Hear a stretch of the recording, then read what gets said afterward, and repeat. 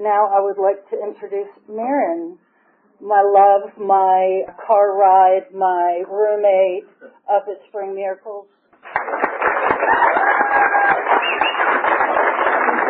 My name's Maryn. I'm an alcoholic. I would first like to thank Tim, this guy. Thank you, Tim.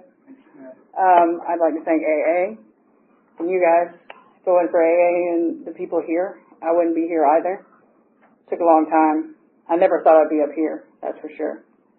It's quite nerve-wracking, so y'all just remember I'm just another alcoholic.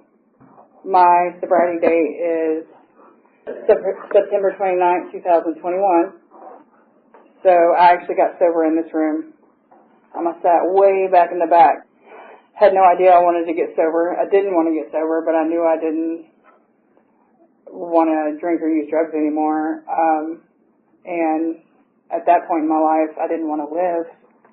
It took me a couple of weeks to get to the point where I realized that I actually wanted to get sober.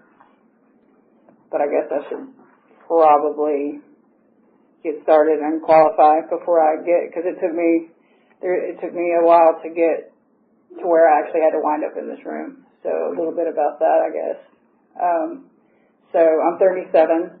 That doesn't leave this room. I'm not a mathematician, but I drank for 21 years. That's a long time. And I also did, drugs, a lot of drugs. Yeah, like I said, I'm not a mathematician, but that's a long time of my life. So I didn't really have that whole growth, that emotional growth, that whole, mental growth, I was very stunted. So really all I knew was that way of life I created with an altered state of mind. But I'll say even before that, I'll predate that, I was always trying to get out of myself. I wanted to not feel the way that I did because I was always running away from the way that I felt because I never felt okay and I never felt safe growing up. It was my sister and I. And it was my dad, my mom, and my stepdad, not all under the same roof, but it is 2024. That's not how it was. Like I said, I'm 37, so that's not how it was. It was my dad, and then it was my mom and my stepdad. My stepdad is still in my life. He's been in my life since I was 1. And I will say that I love all 3 of my parents very much, and I'm very grateful, and I'm not a victim. I've had some very traumatic things happen. I didn't feel safe. Spent a lot of time outside. Thank God for that. It was great. I got really good at sports. Shocker, right? You heard it? Yeah, really good at sports. And that wound up benefiting me later on in life. I feel like my mom always tried to keep me pushed away, couldn't really deal with me. My mom had me put on Ritalin at the time I was 4 years old. That time period, it had only been out for 2 years. So I feel like that my mom just didn't really know how to deal with me. Not that I was a bad kid. I mean, I think I was just a 4-year-old. I never really got in trouble at school, ever. One time, or twice I got in school suspension later on in life for having my cell phone, but I never got in trouble otherwise. A couple of traumatic things that happened when I was younger. One thing in particular that happened when I was 5 that I remember that I can still see right now in my mind like it just happened yesterday, and I was 5 years old. At my cousin's graduation, big graduation in, I believe it was the University of Indiana. My mom, my sister, myself, and my stepdad were walking, and something happened. I believe a woman, accidentally made my sister's nosebleed. I didn't witness that, but all I know is my mom gets in this brawl. Then my stepdad jumps in, and I'm talking about it's like a big, huge thing, and then my sister and myself are getting pushed against the wall. Next thing you know, my uncle is coming to pluck my sister and myself out. Fast forward, I don't know if we're in that hotel room the next day, and my mama was just out of jail, and I was confused. And all I remember is like my mom getting off the phone is not allowed to be at my stepdad's families anymore. There was also one time, more so when my sister was always a protector of me. I think my sister got the worst of it because she was around it longer, I guess. She had 3 years more than I did, and she always protected me from it, and I think that actually brought more on her. I was outside the house, and I was working on my bike. I was in middle school, so I was 11 or 12, and I hear my sister screaming like she was getting murdered, and I know my mom had broken off the top of back in the day, the cordless, the metal part, and was laying down on my sister and popping her across the face with it, and my mom was very aggressive and very verbally and mentally and very abusive, but also on the flip side of that, the nicest, most loving, sweetest human I've ever met in my entire life. And I loved my mom, and all I wanted my mom to do was to love me. And I couldn't never understand why that those things were happening. My mom also always made it seem like it was something I was doing wrong, and that it was my fault for the reason that was the reason that I was, if that makes sense, I was the reason that I wasn't being loved or I wasn't feeling safe or whatever it was I was striving for. I feel like that definitely had an effect on me. And my mom and stepdad, my mom used to beat the shit out of, excuse me, sorry Tim. Okay, I don't see him. Oh, hey Tim. My mom used to beat the crap out of my stepdad. Yeah, my mom was the one. I have this emotional attachment issue with women where it's like I'm always reaching for their affection and their love and in the wrong places. And it's been with teachers, it's been with friends, it's been with, it's just always in the wrong places. And I've had some good-looking coaches. I can tell you, if you were in my mind right now, what my 9 and under, or my 10 and under basketball coach looks like. I know exactly what that looks like too, or what she looks like to this day. It's crazy, but I don't, anyway. But I can't remember anything else from day to day. It's wild to be in my brain. I also had it, so I said I got really good at sports, right? Playing with all the boys next door, and because I kind of grew up in the country, got really good, and better than the boys, which that's really good, really good. Just like in the book, I had arrived, but I had arrived, with sports, and I felt part of, finally, when I was on the field or when I was on the court. I finally felt a part of, for the first time in my life, I felt that was my family. And also, I felt part of with my friends' families, and that made my mom very jealous. She also started to make me feel bad about that. And then I've always felt really guilty about that until, I don't know, I think I probably do still feel guilty about that. But the first time I ever had a drink was late 14, and it was she's actually, the first person I had a drink with is actually the only person that's still in my life from pre-AA, which I suggest because you got to change your, your everything, your people, places, and things. I used to hang out with some low-bottom people because she and I were thick as thieves, and her dad was also my coach, Coach Ben, and he also, when I broke my finger, I played travel ball for him.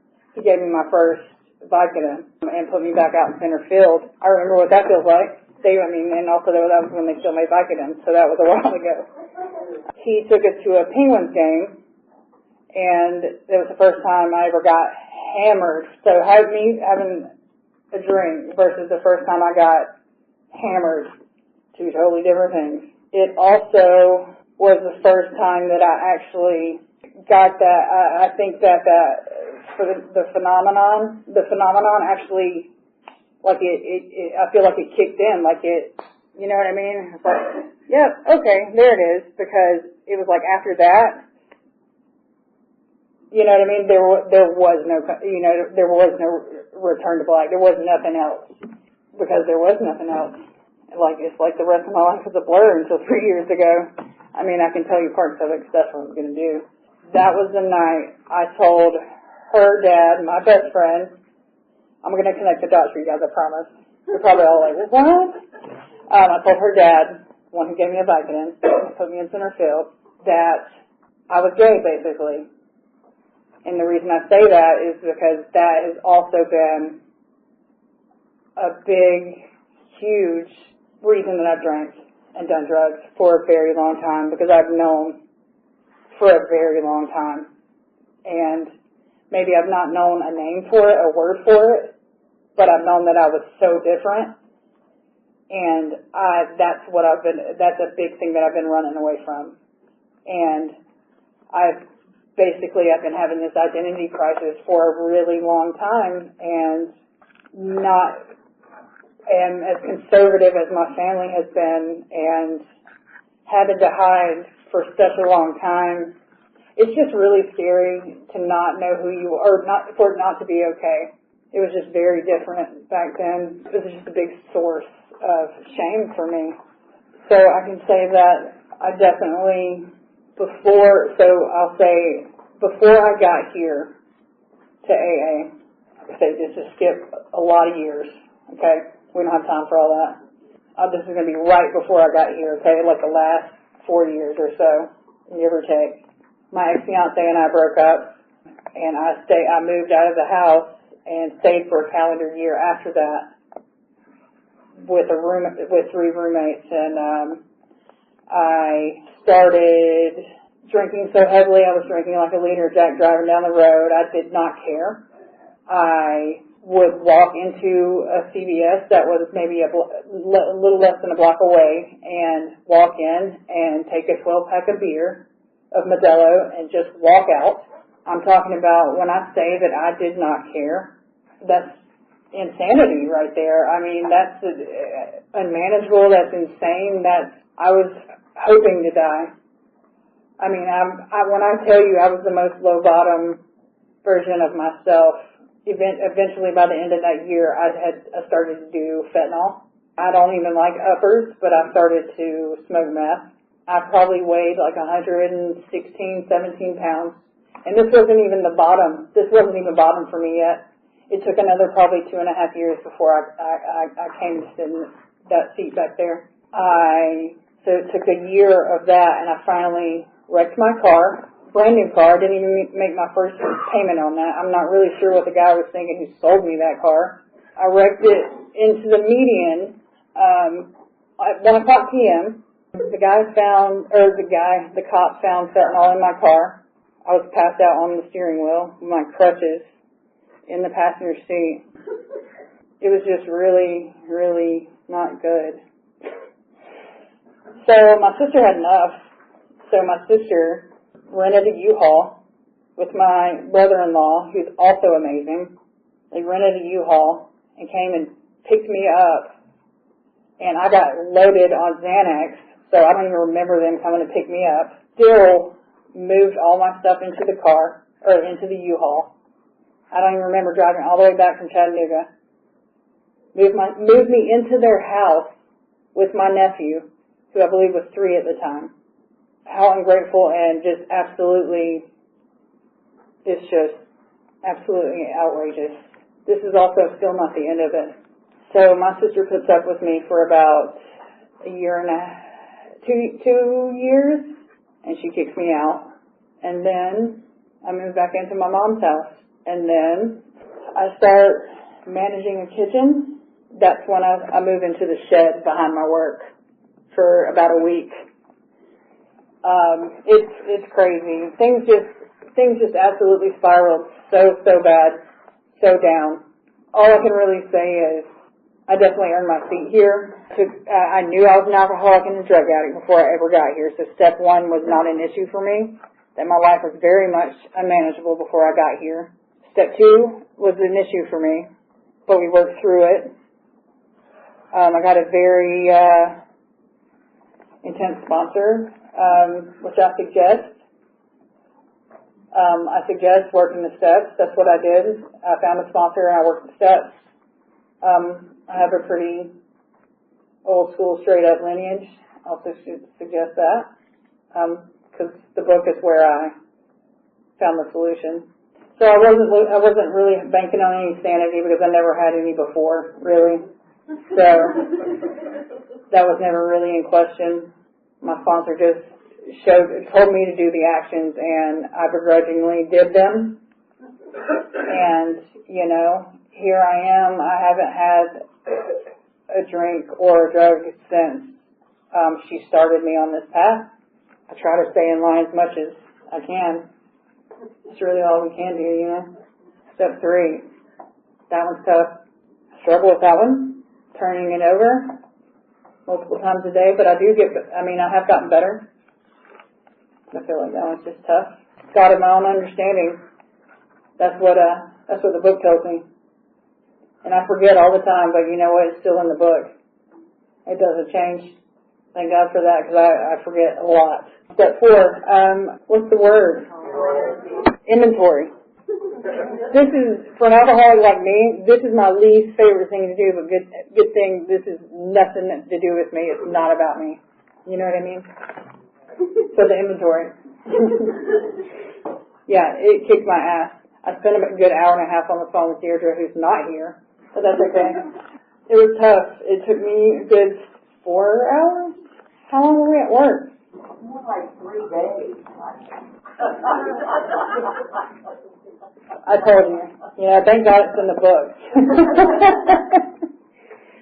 It was a long time ago. I have like half a brain cell left. I do the best I can. Honesty, you know, that's something I never was or never had before. Literally changed my life, and it's literally reconfigured the DNA this ain't the same. I can tell you that much. I'm literally completely different. The work was hard, but it was vital. Step 5. Telling my very intimidating sponsor the stuff I didn't want to put down on the paper in the first place. But that's okay. You have to do it. If you want to get sober, what do they say? If you want what I have, you have to do what I do. Or do what I did. And so that's what I did, because I wanted what she had. Step 6 and 7. So, my grand sponsor, I love her. Defects of character. I don't have any, so I wouldn't really know what to really say about that. I'm just kidding. She always says, I'm not pretty sure. I know it says it in the book also. It just reconfigures it a little bit. But like, until you find it objectionable, will God even paid any attention?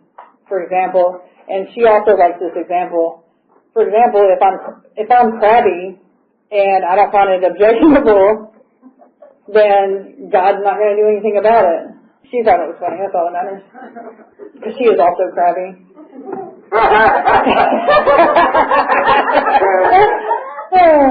Step 7, it's a prayer. The amends, that is where my recovery started happening. It started happening before, for sure, but I mean, that's where I feel like all my the actual hang up was in the amends for me. I think for everybody, it might be different in varying degrees. I don't know, because I'm not anyone else. That's what it was for me. 10, I'm struggling. Prayer meditation.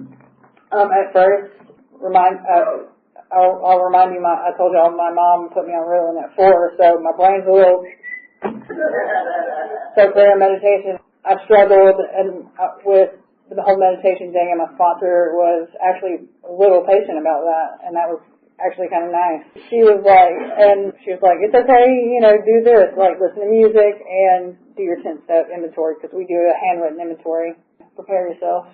That's what I did, and eventually I just started doing a 5-minute, long story short, my prayer, my meditation is the center of all, centers my whole program to a certain degree, but it's what brings me to my higher power, which is centered by, which is the universe, you know what I mean? I feel like everybody has their own path to a certain, what have you. I'm trying to not misspeak here. I don't know if you can tell. Like pussy putting around, you know? Yeah, now I meditate for like 35 minutes some days. I'm talking about out there, dude. It's crazy. Anyway, so 12, carrying the message. That's what I'm doing right here, working with other alcoholics, sponsoring. I'm doing that too. Sponsored some women. I've taken a couple women through the steps. I have a sponsor. My sponsor has a sponsor. It's the 12th step. There's now just 11 steps. So I mentioned that I've been lost for, a long time, because I have been very lost for a long time. But thanks to AA and you guys, I seem to have found myself in the truth. So, thank you.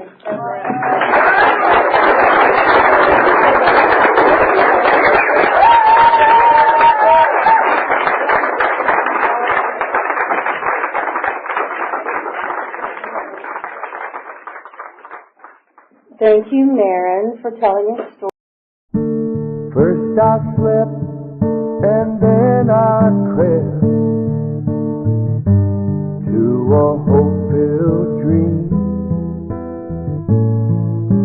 You rescued me and finally waking there I see. I look into love's window for a soul that's meant for me. Takes me where the promises are real.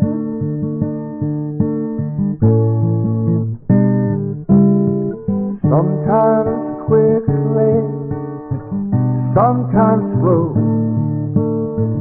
we get just what we need. On a broad highway, stride for stride, we walk eternally. I look into love's window for a heart that beats for me. Takes me where the promises are real.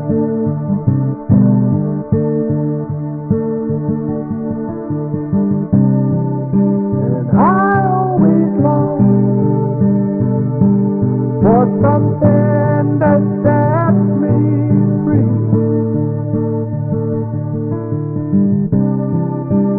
And I'd run to a world in harmony. See love as a vision that one day would appear to me. Take me where the promises